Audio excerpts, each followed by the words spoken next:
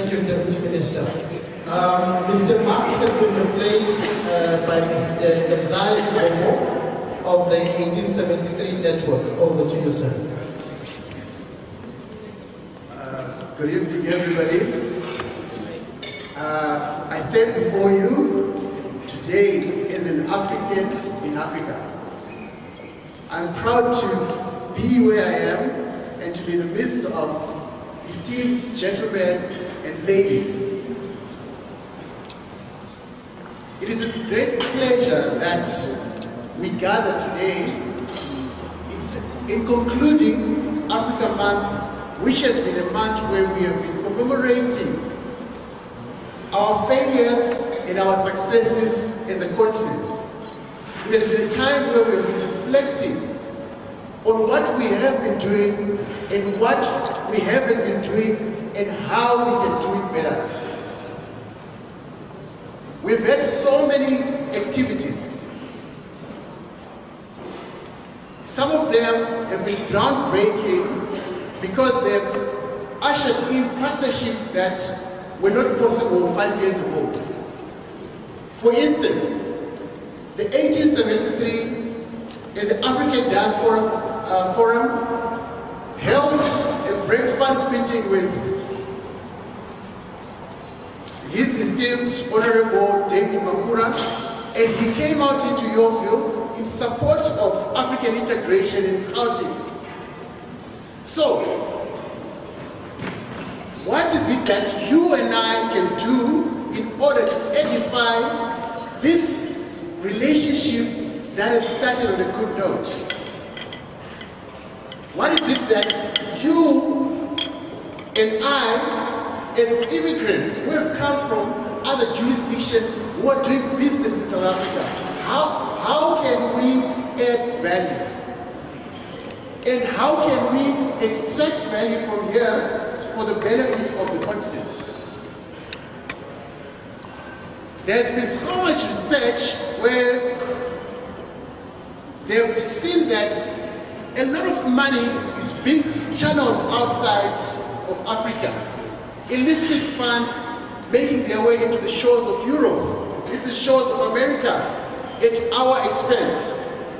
So how can we build better institutions such that we can curb that?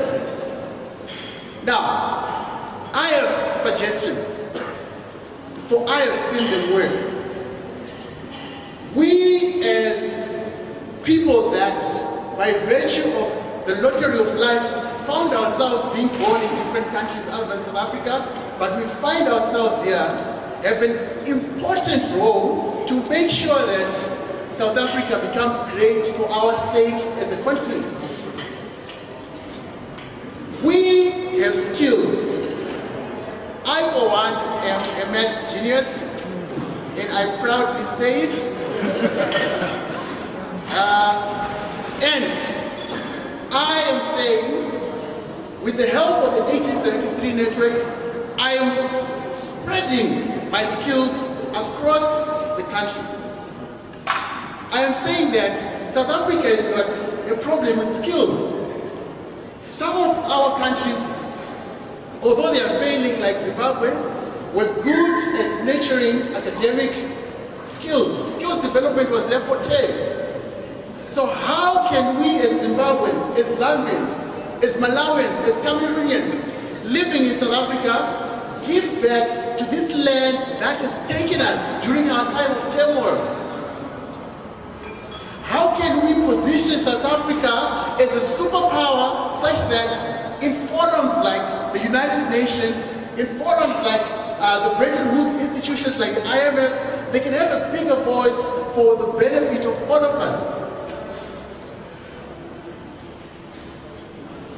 For too long, foreigners in South Africa, residents in South Africa, have been apathetic. We have been apathetic. We haven't been playing our part in helping our brothers and sisters understand that we have value.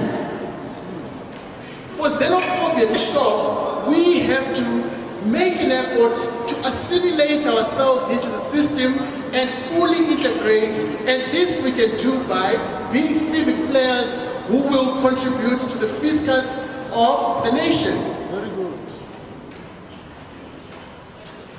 I was speaking to Honorable David Makura recently, and he's such a passionate man.